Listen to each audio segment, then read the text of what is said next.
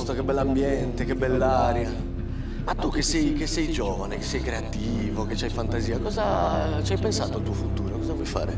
Beh, ultimamente sì, ci ho pensato, però dico, non è molto difficile, dai, il lavoro per ora ce l'ho. Pensavo di chiedere un prestito alla banca, tenere qualcosa da parte, farla fruttare la cosa, poi magari quel che mi rimane poi mi spendo. Certo, è facile, no? Chiedi il prestito alla banca perché la banca è generosa, ti dà il prestito, tu lo fai fruttare. Le cose non vanno così, caro Pigus. Come no? Fanno tutti così? No, non vanno così. Le banche non sono state create per te, per i tuoi interessi. Le banche sono state create per fare gli interessi delle banche. Adesso vi spiego come funziona.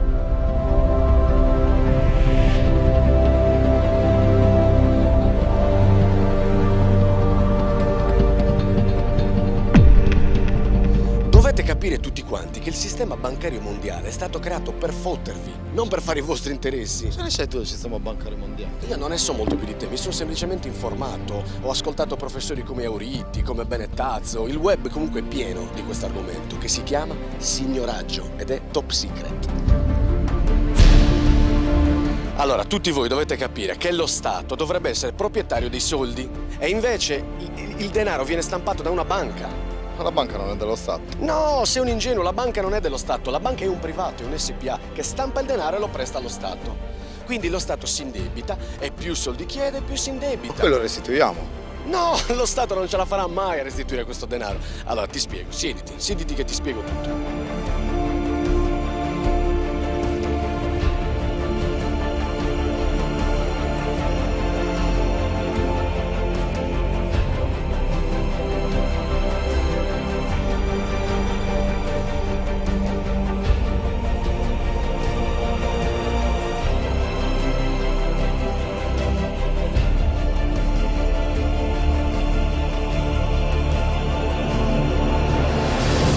Allora, Pigus, ti spiego com'è nato il sistema economico. Torniamo indietro. Tu avevi un appezzamento di terreno coltivato a mele, ok? Io invece avevo un appezzamento di terreno coltivato a pomodori. Se tu volevi mangiare dei pomodori, era sufficiente che noi facessimo uno scambio. Ti do una mela, mi dai un pomodoro. Ma se tu vuoi comprare un maiale, come fai a comprarlo?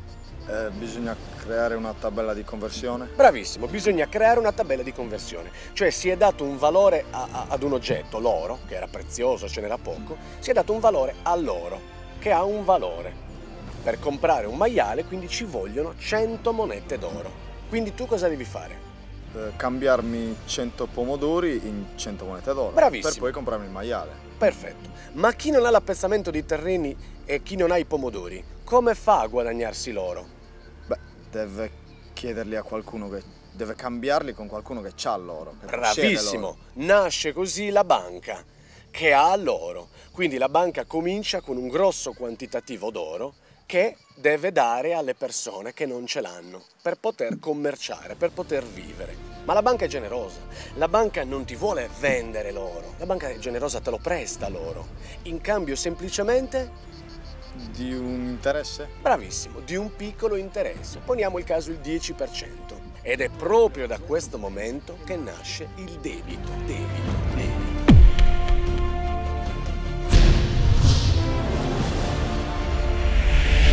E allora nasce il debito, lo si restituisce e è tutto a posto. Ma sei un ingenuo, non funziona così. Il debito uno Stato non lo potrà mai restituire, questa cosa non potrà mai avvenire, no. La banca non se ne fa niente delle tue mele, non se ne fa niente delle tue galline, dei tuoi pomodori. La banca, per prestarti i soldi, vuole una garanzia. La garanzia qual è? Il tuo orto, l'orto di tutti. Hai capito? C'è un problema. Adesso ti spiego qual è. Allora, poniamo il caso che tutto l'oro del mondo l'abbia io, che sono la banca. Tutto l'oro del mondo è questo, lo mettiamo sul piatto. 50 monete d'oro. Questo è tutto l'oro del mondo, che lo possiede la banca, cioè io. A questo punto voi per vivere avete bisogno del mio oro, dell'oro della banca e io ve lo presto come vi ho detto. Poniamo il caso che in uno stato voi siate 5 persone, un fornaio, un panettiere, un muratore, un sarto, un calzolaio. Io vi presto il mio oro e vi presto esattamente 10 monete d'oro a testa, ok? Io praticamente vi do tutto il mio oro. Ecco qua, tutto l'oro in circolazione io ve l'ho dato. Io rischio per voi, voi adesso potete vivere e commerciare. Voi mi dovete soltanto dare un piccolo interesse, il 10%. Quindi ognuno di voi mi deve una sola monetina. Ma se la banca ci ha dato tutto l'oro del mondo in circolazione, come facciamo noi a restituirle quel 10%, cioè quella moneta d'oro in più? Bravissimo. Qua c'è un problema, c'è un grosso problema.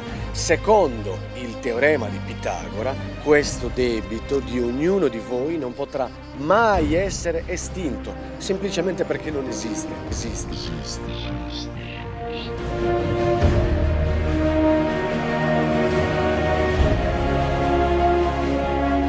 Ma la banca è generosa, vi aspetta. Io aspetto un anno e voi mi pagate per quest'anno soltanto l'interesse. Io non voglio altro, solo l'interesse. Quindi io mi prendo da ognuno di voi una sola monetina, da ognuno di voi, e vi aspetto con calma che passi un anno, nel mentre voi commerciate e mi restituirete le 10 monete che vi ho prestato all'inizio. Ma c'è un problema. Dopo un anno, 2 anni, 3 anni ci ritroviamo sempre con lo stesso problema.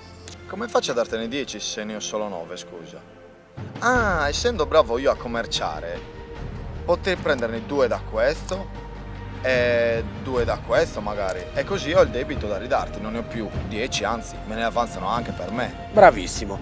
E il secondo come farà a restituirmi perché ha commerciato con te e ha perso? E beh, commercia dagli altri, si fa il suo giro e ne prende un po' da questo, un po' da questo. Alla fine avrà anche lui qualcosa da restituire a te, Certo, anche qualcosa per lui. Per lui. E il terzo come farà stesso ragionamento, commercerà e quindi anche lui accumulerà denaro e potrà restituirmi l'interesse e poi tenersene un po' per lui. E il quarto? C'è un problema. C'è un problema. Mancano le monete. Io inizialmente, all'inizio dei tempi, vi ho dato tutto l'oro che era in circolazione. Ma voi mi dovete l'interesse, questo interesse non esiste. Se io a voi vi ho dato le 50 monete, che era tutto l'oro del mondo, ma voi di monete me ne dovete una in più a testa, quelle monete semplicemente non esistono. Questo debito uno Stato non lo potrà mai ripagare.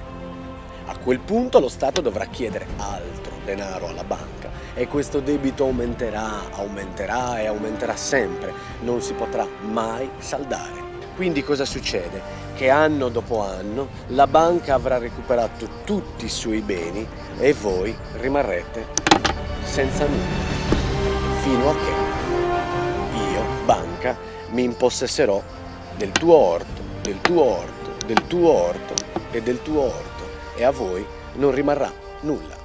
È vero. Ecco perché si sta privatizzando tutto. Bravissimo.